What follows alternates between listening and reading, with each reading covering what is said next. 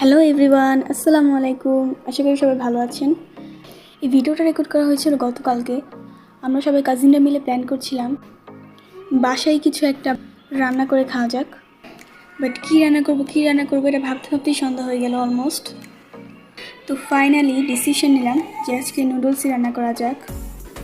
নুডলসের recipe share করার মতো তেমন কিছুই নেই আমার মতে। তো নর্মালি যেভাবে রান্না করে আমিও সেভাবেই রান্না করে নিলাম স্টেপ বাই স্টেপ।